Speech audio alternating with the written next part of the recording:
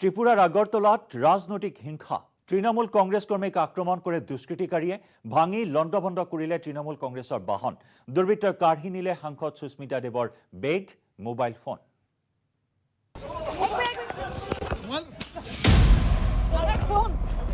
আগৰতলাত দুষ্কৃতিকাৰীৰ গুন্ডাগিৰি সাংসদ সুস্মিতা দেৱৰ হাতৰ পৰাই কাঢ়ি নিলে বেগ মোবাইল ফোন।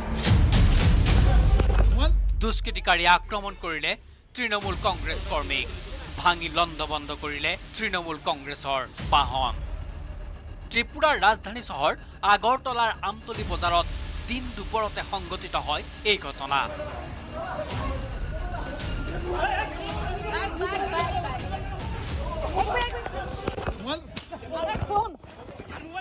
সাংসদ সুস্মিতা দেৱৰ নেতৃত্বত আমতলী বজাৰত তৃণমূল কৰ্মীয়ে ভাগ লৈছিল জনসংযোগ কাৰ্যসূচীত। ত্ৰিপুৰাৰ জন্য তৃণমূল শ্লোগানেৰে সাধাৰণ লোকৰ কাষ চাপিছিল ৰাজনৈতিক দলটোৰ নেতা কৰ্মীসকল। তেতিয়াই সংঘটিত হয় এই দুষ্কাৰ্য। এদল দুষ্কৃতিকাৰী আক্ৰমণ কৰে তৃণমূল কংগ্ৰেছৰ দলটোক। সাংসদ সুস্মিতা দেৱৰ হাতৰ পৰাই কাঢ়ি নিলে বেগ মোবাইল ফোন। তৃণমূলৰ শ্লোগান সম্বলিত বাহনখনো দুষ্কৃতিকাৰীয়ে ভাঙি চুৰমাৰ কৰাৰ লগতে আক্ৰমণ কৰে কেইবাজনো তৃণমূল দলৰ কর্মী। আমরা জাস্ট গাড়িতে বসেছি, এই সময় ৩-৪টা ছেলে এরকম তিলক লাগিয়ে এসে আমার গাড়ির পিছনে সূর্যকান্ত সরকার ছিল, ওর হাত থেকে আমার ব্যাগটা কেড়ে নেয় আর পিছন থেকে ছেলেদের মারা শুরু করে দেয়।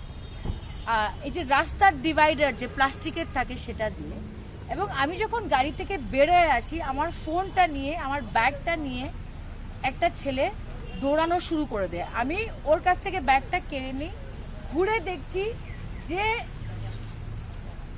সবাইকে ওপেনলি মারা হচ্ছে, সামনে সিআরপিএফ দাঁড়ানো, ট্রাফিক পুলিশ দাঁড়ানো। ঘটনা সন্দর্ভত আমতলী থানাত গোচর রুজু করেছে তৃণমূলের সাংসদ সুস্মিতা দেবে। এখন পর্যন্ত আমরা আহতদের সংখ্যা আমরা বলতে পারছি না। Most probably three persons, they are minor injury, major injury নেই, minor injury। তারা তো লিখিত একটা অভিযোগ জমা করেছে। হ্যাঁ, লিখিত অভিযোগ জমা করেছে। Accordingly we register in FIR and investigation process. আনহাতে ঘটনাটো শাসনাধিষ্ঠিত দলৰ পৃষ্ঠপোষকতাত হোৱা বুলি অভিযোগ আনিছে সুস্মিতা দেৱে। এইভাবে যাদের চোখের লজ্জা নেই, মুখ পর্যন্ত ঢাকেনি, ইট মিনস যে ওদের ব্যাকিং আছে। কি ব্যাকিং আছে? পলিটিক্যাল ব্যাকিং আছে, পুলিশের ব্যাকিং আছে। আজকে যারা পাওয়ারে আছে ওদের ব্যাকিং আছে বলেই এইভাবে ওপেনলি মারপিট করেছে তৃণমূল কংগ্রেসের ওয়ার্কারদের সঙ্গে। এটাকে আমি ধিক্কার জানাই।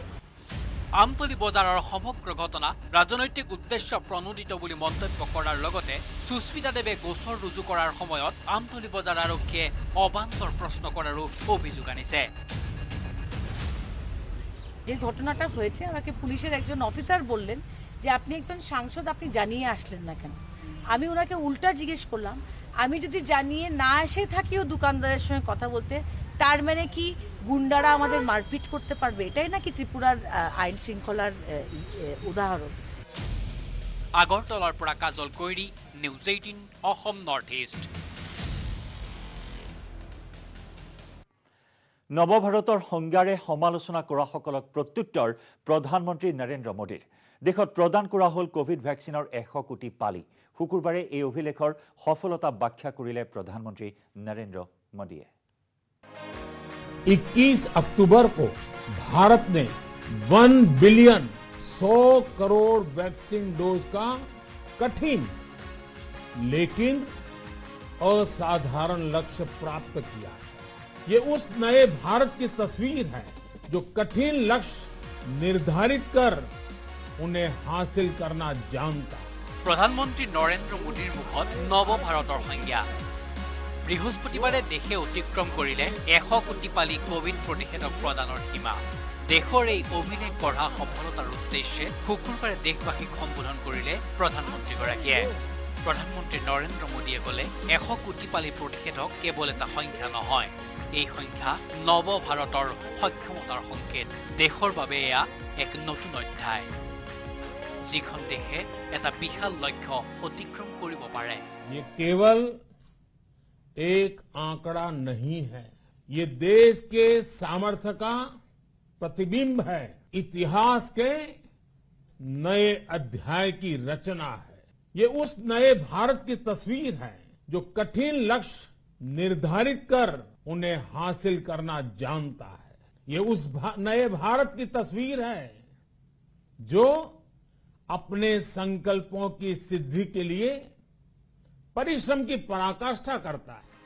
দেশবাসীক ধন্যবাদ জনাই ক'লে ভাৰতক আন দেশৰ সৈতে তুলনা কৰি সমালোচনা কৰা সকলৰ বাবে এই পৰিসংখ্যাই হ'ব সঠিক উত্তৰ। ये 100 करोड़ वैक्सीन डोज हर सवाल का जवाब दे रहा है। 100 करोड़ वैक्सीन डोज का एक प्रभाव ये भी होगा कि दुनिया अब भारत को कोरोना से ज्यादा सुरक्षित मानेगी। एक फार्मा हब के रूप में भारत को दुनिया में जो स्वीकृति मिली हुई है उसे और मजबूती मिलेगी। पूरा विश्व आज भारत की इस ताकत को देख रहा है, महसूस कर रहा है।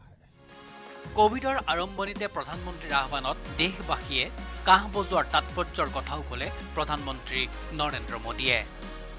हम सभी को उसमें देश की एकता दिखी, सामूहिक शक्ति का जागरण दिखा। इसी ताकत ने कोविड वैक्सीनेशन में आज देश को इतने कम समय में 100 करोड़ तक पहुंचाया है। কোভিডৰ আৰম্ভণিৰে পৰা এয়া আছিল প্ৰধানমন্ত্ৰী নৰেন্দ্ৰ মোদীৰ 10ম বাৰৰ বাবে দেশবাসীক সম্বোধন। কোভিডৰ প্ৰাদুৰ্ভাৱৰ প্ৰাক্ষণত 2020 চনৰ 19 মাৰ্চত প্ৰথমবাৰৰ বাবে দেশবাসীক সম্বোধন কৰি প্ৰধানমন্ত্ৰীয়ে জনাইছিল জনতা কাৰ্ফিউৰ আহ্বান। News desk report, news 18 Assam north east.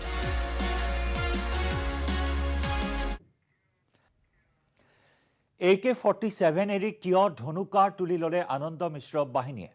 Nagaon আৰক্ষী ছাউনীত ধনুকাৰ জাথি জোং লৈ আৰক্ষীৰ ৰণচালি, কিন্তু কিয়? চাওঁ আহক।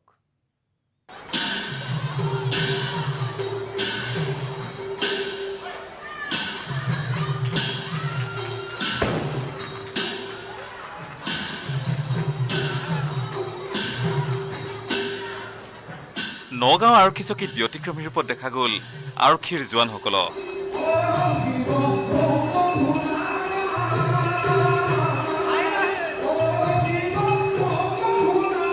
হাতত অত্যাধুনিক মাৰণাস্ত্ৰ নহয়, তুলি ল'লে ধেনুকাৰ আৰু জাথি জোং। প্ৰতি বছৰে লক্ষ্মী পূজাৰ পিছদিনা নগাঁও আৰক্ষীয়ে অনুষ্ঠিত কৰি আহিছে ভাওনা। এইবাৰো নগাঁও আৰক্ষীৰ জোৱানসকলে মঞ্চস্থ কৰিলে অশ্বকৰ্মা বধ নামৰ অংকীয়া নাটখন। আৰক্ষীৰ অভিনয় চাবলৈ নগাঁও আৰক্ষী ছাউনীৰ প্ৰেক্ষাগৃহত সমাগম ঘটিল বহু দৰ্শকৰ। আমার পুলিশ রিজার্ভত প্রত্যেক বছর এইটো লক্ষ্মী পূজার নেক্সট দিনত একটা ভাবনা পাতা হয়। তো আমার যে অসমীয়া সংস্কৃতি আছে এইটো ধৰি ৰাখাৰ কাৰণে আৰু আমাৰ যিমান ইয়াৰ পুলিশ ৰিজাৰ্ভৰ মানুষ আছে, পুলিশ ফ্যামিলিজ আছে আৰ পুলিশেৰ ওচৰত থাকা মানুহৰ কাৰণে অলপমান এইটো একটা ডাঙৰ ফেষ্টিভেল নিচিনা হয়। তো এই কাৰণে আমি ইয়াত আমি থাকাৰ চান্স পাইছোঁ, এইটো নিজে বহুত ভাল লাগিছে আজি।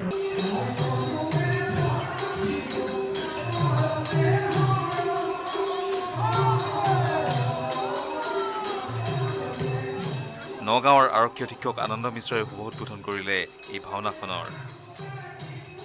অসমৰ সংস্কৃতি ধৰি চলা যিটো এটা ইতিহাস আছে, অসমৰ ইতিহাস, সেই ইতিহাসটো একলগত লৈ ৰাখা আৰু কেনেকুৱা আমাৰ ট্ৰেডিশ্যন আৰু মডাৰ্নিটিটো মিছি যায়। আৰু যে আপুনি চাব ইমান সৰু সৰু বাচ্চা আহিছে, তো সি চোৱাৰ পিছত মানে এনেকুৱা মই নিজে চালোঁ, এনেকৈ যেন সঁচাকৈ ভগৱান নামি আহিছে ধৰতীত এনেকুৱা লাগিছে। এইটো একটা বহুত ভাল অনুভৱ। ৰিজাৰ্ভৰ ল'ৰা ছোৱালীখিনিৰ কাৰণে কিবা ড্ৰামা ৱৰ্কশ্বপ কৰিম বুলি ভাবিছে নেকি ভৱিষ্যতে? হয়, এনেকুৱা বহুত সাৰা আছে, খালি ড্ৰামাই নহয় আৰু বেলেগ বেলেগ যিটো আৰ্ট ফৰ্মছ আছে, কালচাৰেল এক্টিভিটিজ হয়, সেইটো লৈ ভাবা ৰখা হৈছে। আমাৰ ইনফেক্ট ৱাইফ বহুত ভাবিছে সেইটো লৈ, তো এই অলপ অলপ ইয়াত ৱৰ্কশ্বপ কৰিব ভাবিছে। তো আই থিংক শীঘ্ৰেই এইটো আমি আৰম্ভ কৰিম। নগাঁৱৰ পৰা Nilotpal Bora, news 18 Assam north east. ভাৰতে 100 কোটি টীকাকৰণৰ লক্ষ্যত উপনীত হোৱাৰ সফলতাই বিশ্বৰ সন্মুখত ৰচনা কৰিলে ইতিহাস।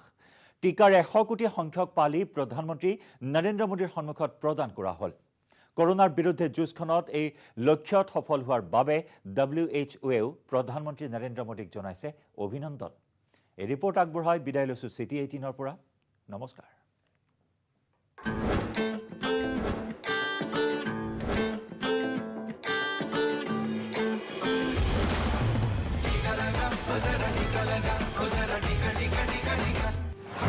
বিশ্বৰ সৰ্ববৃহৎ অভিযানৰ সৰ্ববৃহৎ অভিলেখ 100 কোটিৰ অতিক্ৰম কৰিলে টিকাকৰণৰ পৰিসংখ্যাই। 279 দিনত ভাৰতে লাভ কৰিলে বৃহৎ সফলতা। WHOয়ে ভাৰতক জনাইছে অভিনন্দন।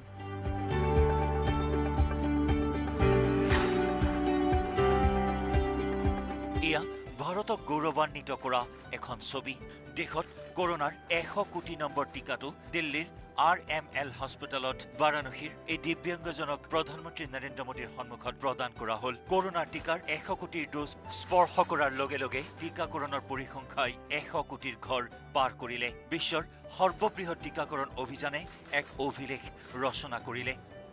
21 अक्टूबर 2021 का ये दिन इतिहास में दर्ज हो गया है। भारत ने अब से कुछ दूर पहले ही 100 करोड़ वैक्सीन डोज का आंकड़ा पार कर लिया है। বৃহস্পতিবাৰে পুৱাই প্ৰধানমন্ত্ৰী নৰেন্দ্ৰ মোদীয়ে টিকাকৰণৰ পৰ্যবেক্ষণ কৰিবলৈ দিল্লীৰ ৰাম মনোহৰ লোহিয়া হস্পিটেলত প্ৰৱেশ কৰে। হস্পিটেলত প্ৰধানমন্ত্ৰীগৰাকীয়ে স্বাস্থ্যকৰ্মীসকলৰ সৈতে মত বিনিময় কৰি টিকাকৰণৰ তথ্যৰ বুজ লয় আৰু তাৰ পিছতেই সেই কোঠাটোত প্ৰৱেশ কৰে য'ত টিকা প্ৰদান কৰি থকা হৈছিল। ইয়াত যিগৰাকী ব্যক্তিক টিকা প্ৰদান কৰা হৈছে তেওঁৰ সংযোগ প্ৰধানমন্ত্ৰী নৰেন্দ্ৰ মোদীৰ সংসদীয় সমষ্টি বাৰাণসীৰ বাসিন্দা। आपके जितने स्टूडेंट्स हैं उनके गार्डियन उनके परिवार में कोई सीनियर व्यक्ति बाकी है तो आपकी कोशिश होनी चाहिए कि आपके स्कूल के सभी बच्चों के माँ बाप उनका वैक्सीनेशन हो जाए।